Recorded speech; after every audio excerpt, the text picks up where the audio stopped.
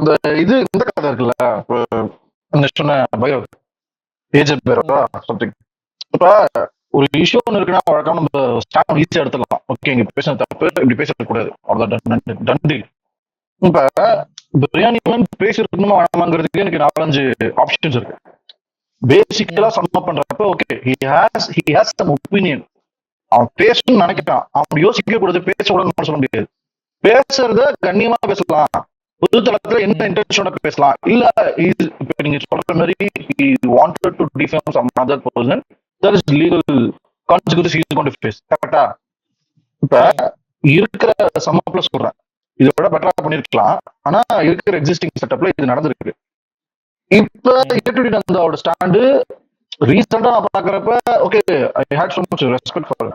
ஒரு ப்ராப்பரான ஒரு இடத்துல தனித்தனியாக கொஸ்டின் பண்ணிக்கிட்டான். நான் ஒருத்தனை கிரிட்டிசைஸ் பண்றேன்னா அந்த பர்சனை வெறுத்து பண்ணல, அவன் செயலை நான் வெறுக்கிறேன், அவன் பண்ண செயலை தான் எனக்கு வெறுக்க தோணுது, அதை அந்த செயலை மட்டும் தான் நான் வெறுக்கிறேன். அதை அவன் தெரிஞ்சுக்கிட்டானா, இல்ல அது என்னோட விஷயம் நான் கிரிட்டிசைஸ் பண்ணணும், அதை ஏத்துக்கிட்டு அவன் தெரிஞ்சுக்கிட்டான், ஓகே ஃபைன், அதுக்கு மேல நான் அவன் மேல கிரட்ஜில் வச்சிருக்க மாட்டேன்னு சொல்லி நான் கடந்து போயிடுவேன் அப்படின்னு சொன்னாங்க. That's fine. இப்ப இந்த தயாலு டிசைன்ஸுக்கு அவரு கொடுத்த எக்ஸ்பிளனேஷன் இருக்குல்ல, ஏடிடி பண்ண எக்ஸ்பிளனேஷன், பிரியாணி மணி எதுலாம் தப்புன்னு சொல்லி ஒரு விஷயம் பண்ணார்ல, அதுக்கு எஸ்ஓபிஸ் அவர் ஸ்டாண்டர்ட் ஆப்ரேட்டிங் ப்ரொசீஜர் ஒரு செட்டப் பண்ண பண்றாரு. நமக்கு ஒரு பிரச்சனையா, முதல்ல அந்த கம்பெனிட்ட பேசணும், அந்த கம்பெனிட்ட பேச்சுவார்த்தை நல்லா பண்ண முடியல, அடுத்து வேற என்ன பண்ணணும்னு பாக்கணும். எடுத்து விட்டு நீங்க ஒரு பப்ளிக்கான ஸ்பேஸ்ல பேசக்கூடாது. You can't with intention of defaming someone you shouldn't do this அப்படின்னு. இப்ப இதே 4 வருஷத்துக்கு முன்னாடி ஏடிடி தான் ஃபர்ஸ்ட், 4 வருஷமா 3 வருஷமா ஐ நாட் ஃபாலோயிங், அந்த வீடியோ நான் பார்த்தது இல்ல. உருட்டு மூவின்னு பயங்கர ஃபேமஸ் ஆனது அவர் அப்படிதானே. ஏடிடி 7 வருஷத்துக்கு முன்னாடில இருந்து பிசி அவர் பண்ணிட்டு தான் இருக்காரு, அவர் பில் பண்ணிட்டு தான் இருக்காரு.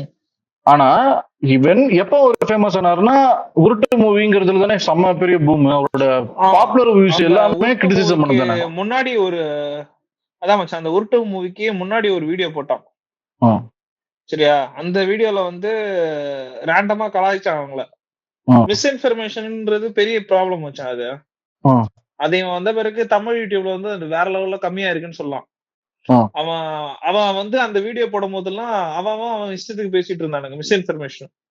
மிஸ்இன்ஃபர்மேஷன் வேற லெவல்ல பாதிக்கும். அதுல இந்த தமிழ் இவன் இருக்கான்ல, தமிழ் டெக், அவன் என்ன பண்றான்னா, எனக்கு இப்ப மறந்துடுச்சு ஆக்சுவலா, நான் பார்த்து ரொம்ப நாள் ஆயிடுச்சு. எனக்கு ஞாபகம் இருக்கிற வரைக்கும் அந்த இடத்துல என்ன பண்ணிருப்பானா, ஒரு ப்ராடக்ட செல் பண்ணிருப்பான், காசு வாங்கிட்டு ஒரு விக்காத ப்ராடக்ட செல் பண்ணிருப்பான். அந்த ப்ராடக்ட்டுக்கும் அந்த ஒர்த்து கிடையாதுன்னு வச்சுக்கோங்க. அது வெறும் அமௌண்ட் வாங்கிட்டு அதுக்காக அட்வர்டைஸ் பண்ணிருப்பான். அவனோட வேலை என்னன்னா, ஒரு ப்ராடக்ட பத்தி டெக் ரிவ்யூ கொடுக்கறது. அப்படி இல்லைன்னா அந்த ப்ராடக்ட் ஒர்த்தா இருக்கணும், மணி வேல்யூ ஃபார் மணியா இருக்கும் போது நீ இது பண்ணலாம். உனக்குன்னு ஃபாலோவர்ஸ் இருக்காங்க, இத்தனை பேர் இருக்காங்க சரியா. அப்ப இவன் காசு வாங்கிட்டு கெட்ட பொருளை வாங்கன்னு சொல்றதும் ஸ்கேம் தான், அது ப்ராப்பர் கிடையாது. அப்ப நீ ஸ்கேம் பண்றவனா நீ என்ன வேணா பண்ணலாம். அவனுக்கு நீ ஸ்கேம் பண்றவனுக்கு எல்லாம் நியாய தர்மம் பார்க்கணும்னு அவசியம் கிடையாது. அப்பயும் போட்டு அவன் டைரக்டா அடிக்கல, ஃபர்ஸ்ட் பேரை காமிச்சான், நார்மலா சொன்னா, உருட்டு வீடியோ போடுற அளவுக்கு எல்லாம் கிடையாது. இது தப்புன்னு சொல்லிட்டு அந்த இதெல்லாம் விட்டான். அது அந்த இஷ்யூக்கும் உருட்டு வீடியோக்கும் சம்பந்தம் கிடையாது. ஆனா அந்த ப்ராப்ளம் இருந்துச்சு அவனுக்கு, அப்ப மைண்ட்ல வச்சிருந்தான். அதனால அந்த பர்சன் அவனுக்கு பிடிக்காதுன்னு வச்சுக்கோயா. நந்தாக்கு இந்த ரீசன் நடந்ததுனால இந்த விஷயம் பிடிக்காது, அந்த தமிழ் இவனை பிடிக்காது. அதுக்கப்புறம் இந்த உருட்டு வீடியோ போறதுக்கு முன்னாடி இன்னொரு வீடியோ போட்டு மதன் கௌரி, அந்த வீடியோல மதன் கௌரி பத்தி 15 நிமிஷம் பேசியிருப்பான், இவனை பத்தி ஒரு 5 நிமிஷம் பேசியிருப்பான். அதுக்கு தமிழ் டெக் கெட்ட வார்த்தையில ரிப்ளை பண்ணுவான். கெட்ட வார்த்தையில ரிப்ளை பண்ணிட்டு இவன் என்னெல்லாம் தப்பு பண்ணிருக்கான்னு சொல்லி ஃபுல் லிஸ்ட் போட்டு ஒரு வீடியோ போட்டான். அந்த வீடியோக்கு ஆப்போசிட்டடா தான் உருட்டு மூவி வந்துச்சு. உருட்டு மூவிலயும் ஒரு கெட்ட வார்த்தை பேச மாட்டான், வெறும் அவன் பண்ண மிஸ்டேக்ஸ மட்டும் போட்டு லைனா அடிக்கடிக்கு பேசிட்டு இருப்பானே தவிர கெட்ட வார்த்தை ஒண்ணுமே இருக்காது. இப்ப இன்னைக்கு he's taking a stand, he's in better. நம்ம லைஃப்ல நம்ம பழசு பண்ண தப்பெல்லாம் திருந்தி நம்ம ஒரு பெட்டரான ஒரு டெசிஷன் எடுப்போம்ல. Now he's it a better place. நான் அதுல எந்த கிரிட்டிசிசமும் வைக்க மாட்டேன். ஹீ திங்ஸ் ஓகே, எனக்கு ஒரு கிரிட்டிசிசம் இருக்கு, அந்த பர்சனை நான் இருக்கிறேன், ஆனா அவங்க செயல் நான் இருக்கிறேன், அந்த கிரிட்டிசிசம் அதோட நிறுத்திப்பேன்னு சொல்றாரு. இப்ப எனக்கு எதுல பிரச்சனை வருதுன்னா, இப்ப தயாலு டிசைன்ஸுங்கிற ஒரு பர்சன், அந்த ஒரு கம்பெனி, அது ஆண்டர்பிரினர்ஷிப், அது மூலியமா ஒரு வேலை வாய்ப்பு இவ்வளவும் வரும், அதனால நீங்க இந்த மாதிரி எல்லாம் போட்டு அடிக்க கூடாது அப்படி சொன்னாங்கன்னா, அதே இன்ஃபுளுசர் தானே இப்ப தமிழ் இருக்கும். அதுல இல்லெகிராலிட்டிஸ் இருக்கு, அதை நம்ம பாயிண்ட் அவுட் பண்ணணும், விசில் ப்ளோயிங் பண்ணணும், அது உங்க நீஷ். இப்ப இந்த டெக்னிக்கலா ஒரு பர்சன் ஒரு மொபைல் பத்தியோ இல்ல சர்வர் பத்தியோ இதை பத்தி பேசுறாங்கல்ல, டெக்கா பேசுறாங்கல்ல, தமிழ் டெக், அது அவங்க நீஷ். உங்க நீஷ்ல ஒரு irregularity நகரப்ப உங்களுக்கு பயங்கரமா தெரியுது, அதனால அது உங்களுக்கு பாயிண்ட்ஸ் இருக்கு, நீங்க நல்லா பேசுறீங்க. அப்ப வந்து அது ஒரு ஆண்டர்பிரினர்ஷிப்பா இப்பதானே ஒரு யூடியூப் சேனல் வளர்ந்து வருது, அவங்க நம்பி 4-5 பேரு அந்த யூடியூப் சேனல் சேருவாங்க போவாங்க, அப்பெல்லாம் அவர் யோசிக்கல. அடிக்கும் போது தமிழ் டெக் 1 மில்லியன் ஃபாலோவர்ஸ் இருந்துச்சு.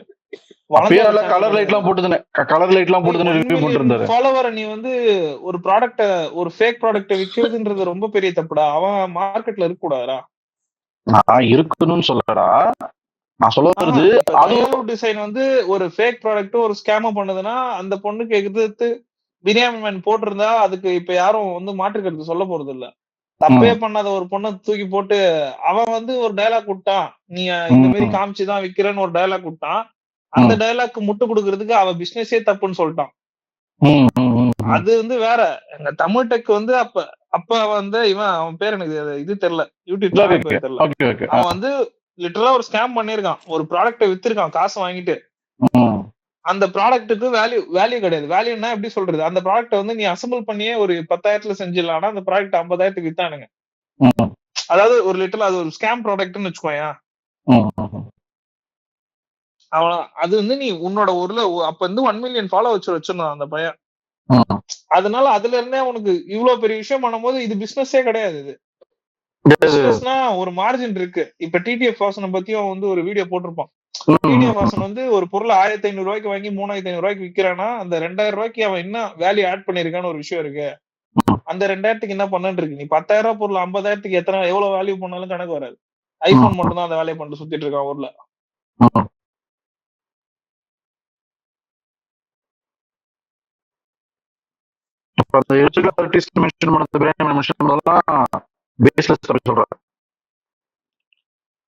பிரியாணி மேனு கடைசி வரைக்கும் அவன் சொன்னதெல்லாம் தப்புன்னு ஒத்துக்கவே கூடாதுன்ற ஒரு மைண்ட் செட்ல முட்டு குத்துருந்தான். கடைசி வீடியோல எல்லாம் நான் ஏதோ தப்பு பண்ணிருக்கேன்னு நல்ல மாதிரியே பேசினான். சரி பரவாயில்ல, பையன் திருந்திட்டான், திருந்தி நாளைக்கே வருவான்னா நாளைக்கே இன்னொரு வீடியோக்கு முட்டு கொடுத்து வீடியோ போட்டிருக்கான். அதான் ஏ2டி வீடியோ போட்டா அப்படி திருப்பி அதுக்கு முட்டு கொடுத்து ஏ2டி என்ன தப்பு பண்ணிருப்போன்னு உட்காந்து அப்ப உட்காந்து கூகுள்ல படிக்கிறான்டா. சொல்ல அப்படியா இர்ஃபான் பத்தி ஒரு விஷயம் பேசிட்டு இருக்கான். இர்ஃபான் பத்தி பேசுறது 2-3 வீடியோ போது அதுக்கு அவனே வெளியில எப்படி ரெஸ்பான்ஸ் இருக்குன்னு பாக்கலாம்.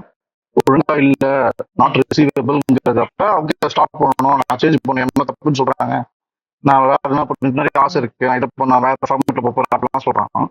சொல்லி ஒரு நாள் 2 நாள் கழிச்சு நான் தான் வந்து டயல் டிசைன்ஸ் அடிக்கடி ரிப்ளை பண்ண போறாரு. அதுக்கு சோல் ப்ரொப்ரைட்டர் கம்பெனி அப்படின்னு ஆன்லைன்லயே he's trying to what do you call it, he's trying to justify his side. நான் இந்த அர்த்தத்துல போட்டேன், நீங்க இந்த அர்த்தத்துல போட்டீங்க, இப்ப 2 பேருக்கு கிரெடிபிலிட்டி வார் ஆயிடுச்சு.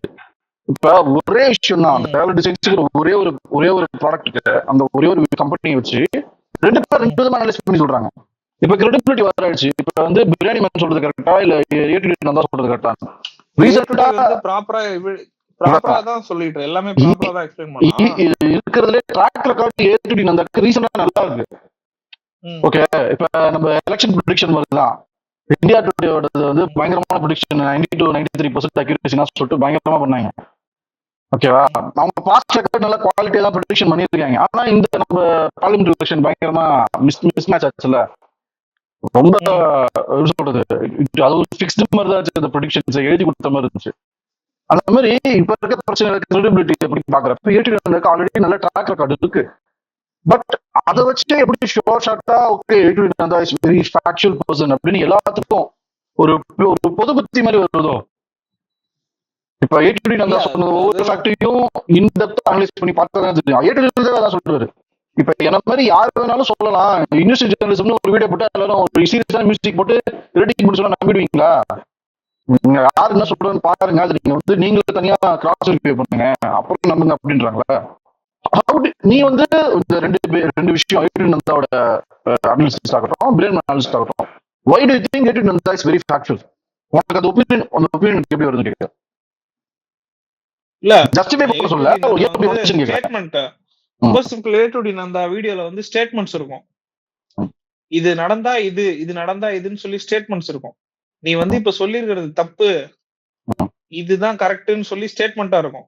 இவன் பிரியாணி மேன் வீடியோல எப்படி இருக்கும்னா, இது ஏன் பண்ணிருக்க கூடாது, இது ஏன் பண்ணிருக்கலாம், இது ஏன் இப்படி, இது ஏன் அப்படி, கடைசி வரைக்கும் ஒரு ஸ்டேட்மெண்டே இருக்காது. அவர் வந்து வந்து கெஸ் மட்டும்தான், கெஸ்ஸ வச்சே ஃபுல் வீடியோ போடுவாரு.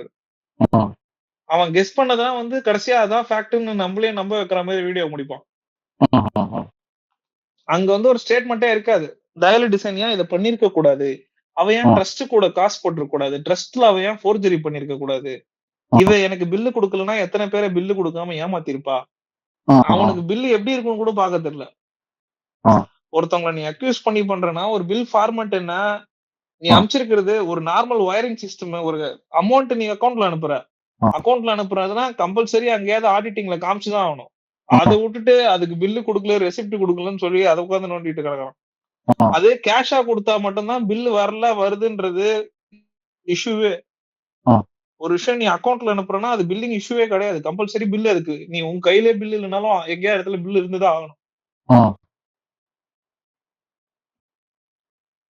அது இது ரொம்ப பேசிக்கான ஒரு இது. இந்த ஒரு பாயிண்ட் வச்சுக்கிட்டு அதுக்கு ஒரு பெரிய ஒரு வீடியோ போட்டு இது நார்மலா அவன் தேடி இருந்தாலே கிடைச்சிருக்கும். இல்ல நார்மலா அவன் ஆடிட்டிங் வருஷம் ஃபைல் பண்றான், அந்த ஆடிட்டருக்கு போன் பண்ணி கேட்டிருந்தாலே சொல்லியிருப்பாரு.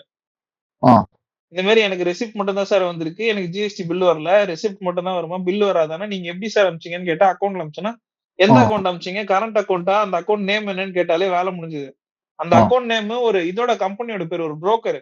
நீ புரோக்கர் வச்சு ஒரு தொழில் பண்ற, அந்த புரோக்கருக்கு கமிஷன் கொடுத்துட்டு மீதி காசு உனக்கு வரப்போகுது. அந்த புரோக்கர் இவ்வளவு காசு கொடுத்தான்றதான் உன் ஆடிட்டருக்கு நீ அக்கௌண்ட்ஸே கொடுப்ப. இது உன் ஆடிட்டர் சும்மா பேச்சுக்கு போன் பண்ணி டயல் டிசைனிங் எல்லாம் போன் பண்ண தேவையில்ல. இது எல்லாத்தையும் வச்சு ஒரு குரூப்பே இன்ஃபுளுன்ஸ் பண்ணி அவங்க எல்லாம் போய் டயல் டிசைன் அடிக்கிறாங்க போட்டு. அத்தனை நாள் சிம் பண்றவங்க திடீர்னு எதிரி ஆனா உனக்கு எப்படி இருக்கும், சம்பந்தமே இல்லாம தூங்கி எந்திரிக்கும் போது. இப்ப இன்னொரு டவுட் எனக்கு, இப்ப நீ சொல்றபடி நான் வந்து இந்த டயல் டிஸ்டன்ஸ் நான் ஃபாலோ பண்ணல, அவங்க எக்ஸ்பிளனேஷன் வீடியோ அவங்க தான் போட்டாங்களா? Did she try to biryani வீடியோக்கு அலிகேஷன்ஸ்க்கு அவங்க ஏதாவது ரெஸ்பான்ஸ் பண்ணாங்களா? எனக்கு தெரிஞ்ச எக்ஸ்பிளனேஷன் போடல.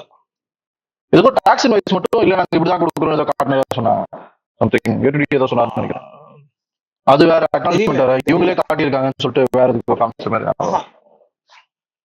ஓகே, டாக்ஸ் இன்வாய்ஸ் எல்லாம் ஏ டு டி ரொம்ப சிம்பிளா சொன்னது இதுதான் சொன்னாது. கரண்ட்ல வந்திருக்கு, வயர்ல வந்திருக்குது அமௌண்ட், அந்த அமௌண்ட்டுக்கு பில் போடாமலாம் கொடுக்க முடியாது. அவன் சொன்னது இந்த தேர்ட் பார்ட்டி வெப்சைட்ன்றதை தாண்டி இவன் வந்து ஜிஎஸ்டி போட்டிங்களே, ஜிஎஸ்டி எங்க அப்படின்னு கேக்குறான். அதுக்கு பேமெண்ட் ரிசிப்டுக்கும் டாக்ஸ் இன்வாய்ஸுக்கும் டிஃபரன்ஸ் சொல்றான் அவன்.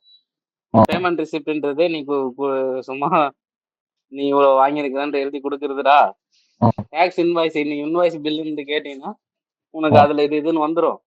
நீ வந்து சரி இப்ப ஜிஎஸ்டி எடுக்கலன்னு சொல்ற, ஜிஎஸ்டி வந்து அந்த நம்ம சைட்லயே போட்டாலே வந்துடும்ல, ஜிஎஸ்டி நம்பர் போட்டா எப்போ எடுத்திருக்காங்க, எப்போ கம்பெனி தோற்று வச்சிருக்காங்க, ப்ரொப்ரைட்டர்ஷிப்பா பார்ட்னர்ஷிப்பா எல்லாம் வந்து இது போட்ட உடனே இதெல்லாம் காட்டுச்சு. ஃபைலிங்கும் ஜூன் வரைக்குமே பண்ணிட்டாங்க, ஜூலை மட்டும் தான் பண்ணல, அதுவும் நெக்ஸ்ட் மந்த் பாதி வரைக்கும் இருக்குது, அப்ப பண்ணிக்கலாம் அப்படின்றது. இதெல்லாம் பார்க்காம தலைவர் சொன்னதுனாலதான் அங்க வந்து பஸ்டே இல்ல. இது வந்து அவன் வந்து ஒரு ஸ்டாண்ட்ல நின்ட்டான் போல இருக்கு, பண்ணவே இல்ல அப்படின்னு நின்ட்டான் போல.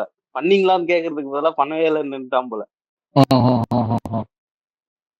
அங்க அந்த பண்ணிட்டு